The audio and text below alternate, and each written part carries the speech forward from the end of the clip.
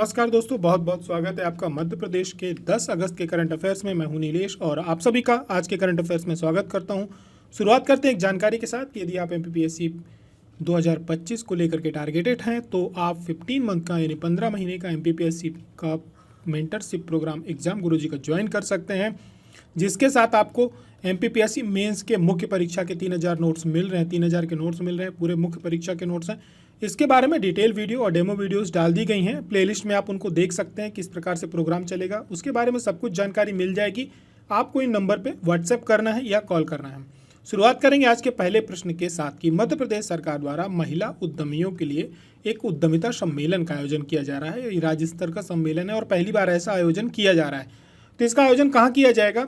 ये किया जाएगा भोपाल में, और मध्य प्रदेश का जो एमएसएमई डिपार्टमेंट है वो इसका आयोजन करेगा और 13 अगस्त को करेगा, यानी अगस्त के महीने में करने वाला। मुख्यमंत्री अभी कहाँ गए हुए हैं? बेंगलुरु गए हुए हैं, जहाँ पर वो इंडस्ट्रियलिस्ट के साथ बात कर रहे हैं मध्य प्रदेश में निवेश को लाने की। अभी तक हमारे यहाँ स्टेट में क्या होता था कि पूरे राज्य में एक जगह इंदौर में ज़्यादातर आपको इंडस्ट्रीज कॉरिडोर जो मीटिंग्स वगैरह होती थी, सब कुछ ईयरली ऑर्गेनाइज होती थी, 2-2 3-3 साल में होता था इन्वेस्टमेंट मीटिंग जो होती थी।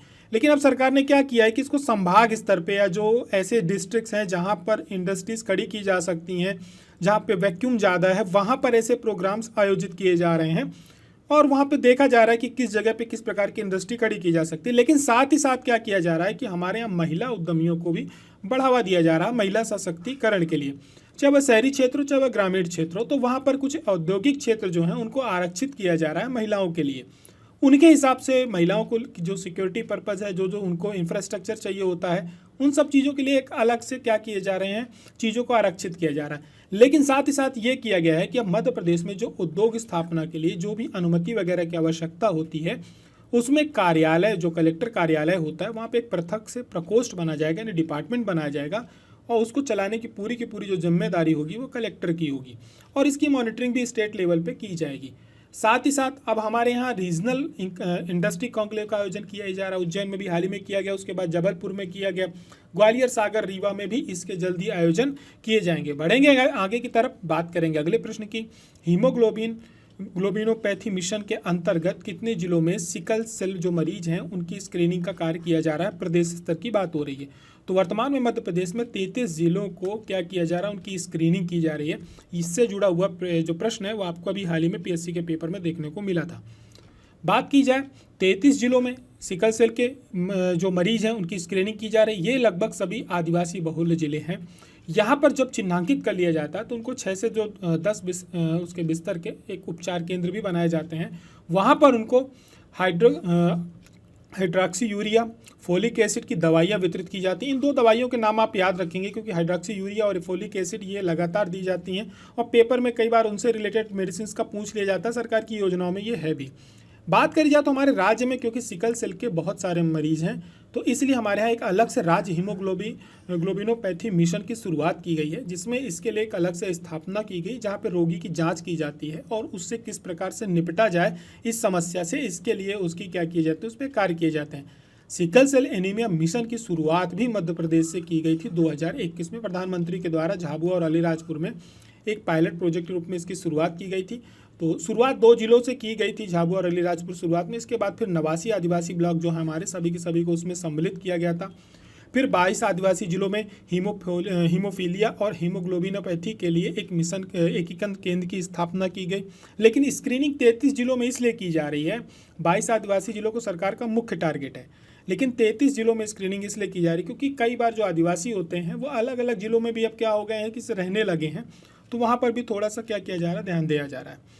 अब देखिए इसका यदि हमारे यहाँ जो एकीकरण केंद्र की स्थापना की गई है तो बात करी जाए इसके उद्देश्य क्या है, तो इसके उद्देश्य ये है कि एक तो पहली बात जो हमारे हीमोग्लोबिनोपैथी है इसके प्रसार को रोकना, यानी वो जेनेटिक स्तर पे क्या हो आगे ना बढ़े। क्योंकि यदि माँ बाप को पता चल जाता है कि मुझको ये प्रॉब्लम है तो जेनेटिकली, क्योंकि जीन्स जेनेटिकली भी आगे बढ़ने वाली बीमारी है, तो उसको वहाँ से रोका जा सकता है। जो उपचार उस समय पे किए जा सकते हैं उनको किया जा सकता है सामुदायिक स्तर पे, ताकि ये ना फैले। इसको जागरूकता के माध्यम से, एक अच्छी जीवन शैली के माध्यम से भी इसको क्या किया जा सकता है, कंट्रोल किया जा सकता है। सिकल सेल एनीमिया के पहचान के लिए पहले स्क्रीनिंग की जाती है, फिर उसके बाद उसका कन्फर्मेटरी टेस्ट किया जाता है, उसके बाद उसकी जो रुग्णता है, मृत्यु के उपकरण होते हैं उसकी में कमी लाई जाती है। सरकार 2016 से इसके लिए अलग अलग से कार्य कर रही है और सरकार का मेन लक्ष्य ये है कि किसी भी प्रकार से इस बीमारी पे हम क्या करें, नियंत्रण पालें। वर्तमान में स्वास्थ्य मंत्री मध्य प्रदेश के जो उप मुख्यमंत्री हैं श्री राजेंद्र शुक्ला वो हैं। आगे की तरफ बढ़ेंगे, बात करेंगे राष्ट्रीय हथकरघा दिवस की। हथकरघा दिवस की घोषणा कब की गई थी? तो इसकी जो घोषणा की गई थी 7 अगस्त को की गई थी और इस दिन ये मनाया भी जाता है। घोषणा इसकी 7 अगस्त 2015 को चेन्नई में मुख्यमंत्री के द्वारा की गई थी। तब पहला राष्ट्रीय हथकरघा दिवस मनाया गया था। हथकरघा दिवस हैंडलूम से जुड़े हुए प्रोडक्ट्स के लिए मध्य प्रदेश फेमस है। हमारे यहाँ हर प्रकार के हैंडलूम्स मनाए जाते हैं। इसके लिए सरकार ODOP का प्रोग्राम भी चला रही है। ये आपके मुख्य परीक्षा के सिलेबस में भी है। 7 तारीख से लेकर के 9 अगस्त तक देश में हमारे यहाँ 10वां राष्ट्रीय हथकरघा दिवस जो मनाया जाएगा, ये गौहर महल कहाँ पे है? भोपाल में है, वहाँ पे मनाया जाएगा। बात करी जाए प्रदेश में हथकरघा क्लस्टर की, तो हमारे यहाँ जो हथकरघा क्लस्टर है वो आपका चंदेरी है, महेश्वर है, ग्वालियर है, सारंगपुर है, सीधी है, रीवा है, मंदसौर है, वर्षा सिवनी है, सीहोर है, मंडला है और डिंडोरी है। लेकिन पारंपरिक हथकरघा जो क्लस्टर है हमारे यहाँ हैंडलूम क्लस्टर है, जहाँ पर पारंपरिक रूप से क्या की जाती हैं, साड़ियाँ, दरी और जो अलग अलग प्रकार की साड़ियाँ और भी जो चीज़ें बनाई जाती हैं उनके लिए चंदेरी, महेश्वर, सारंगपुर, मंदसौर, सौसर, सीधी, वारसिवनी और सागर है। हथकरघा संचालनालय एक अलग मंत्रालय है। साथ में संत रविदास मध्य प्रदेश हस्तशिल्प एवं हथकरघा विकास निगम है जो इन सब चीज़ों की क्या करता है, पूरी मॉनिटरिंग करता है। और इन सब को संभालने वाले जो मंत्री हैं, राज्य मंत्री, वो श्री दिलीप जायसवाल हैं। बढ़ेंगे आगे की तरफ, बात करेंगे अगले प्रश्न की, जो कि आज का एक सबसे अच्छा प्रश्न है और आज के दिन आपको इसको याद रखना है कि नागचंद्रेश्वर मंदिर मध्य प्रदेश के किस जिले में स्थित है? तो ये मध्य प्रदेश के कहीं और नहीं, उज्जैन में है। क्यों फेमस है? फेमस इसलिए है क्योंकि ये मंदिर साल में सिर्फ एक बार खुलता है, रात को 12 बजे, और इसके बाद क्या होता है, शाम को 12 बजे तक ये बंद हो जाता है। 24 घंटे के लिए खोला जाता है। और ऐसी मान्यता है कि जो नागराज तक्षक हैं वो स्वयं इस मंदिर पर मौजूद हैं, इसलिए केवल नागपंचमी के दिन मंदिर को खोलकर उनकी पूजा अर्चना की जाती है। और वर्तमान में जो मूर्ति स्थापित है उसमें शिव जी, क्योंकि आपको जो शेषनाग की मूर्ति वो मिलेगी, तस्वीरें मिलेगी, उसमें विष्णु भगवान लेटे हुए मिलते हैं, लेकिन यहाँ पर आपको शिव जी, गणेश जी और माँ पार्वती एक 10 मुखी सर्पसैया पर विराजित हैं। इससे जुड़े हुए प्रश्न आपसे पेपर में पूछे जा चुके हैं। ये मंदिर जो वर्तमान में बना हुआ है, ये परमार राजा भोज के द्वारा 1050 ईस्वी के लगभग इसका निर्माण कराया गया था। इसके बाद सिंधिया घराने के महाराजा राणोजी सिंधिया ने इन्होंने 1732 ईस्वी में इसका महाकाल मंदिर का जब जीर्णोद्धार कराया तो उस समय पे इसका भी हुआ, क्योंकि ये जो मंदिर है, ये महाकाल मंदिर जो है उसके ठीक ऊपर है। ये आपका महाकाल गर्भलोक में विराजमान है। इसके बगल से एक सीढ़ी गई हुई है, ऊपर ही ये मंदिर है। तो एक पतली सी लोहे की सीढ़ी, पिछली बार एक घटना हो गई थी जिसकी वजह से उसका एक बहुत बड़ा कारण ये था कि एक पतली सी सीढ़ी है जिससे ऊपर जाकर के दर्शन करना होता है, इधर की सीढ़ी से उतरना होता है। ये महाकाल मंदिर के जस्ट ऊपर है। तो जब महाकाल परिसर का जीर्णोद्धार कराया गया तो इस मंदिर का भी जीर्णोद्धार साथ साथ में हुआ था। लेकिन नागचंद्रेश्वर मंदिर की जो पूजा और व्यवस्था है, ये महानिर्वाणी अखाड़ा है, उसके सन्यासियों के द्वारा किया जाता है। तो ये था हमारा आज का करंट अफेयर्स आप सभी को पसंद आता है तो इसको शेयर करना नहीं भूलना है। PDF टेलीग्राम चैनल पे इसकी बाकायदे एक डाल दी जाती है, आप सभी लोग वहाँ से ज़रूर डाउनलोड कर लिया करें।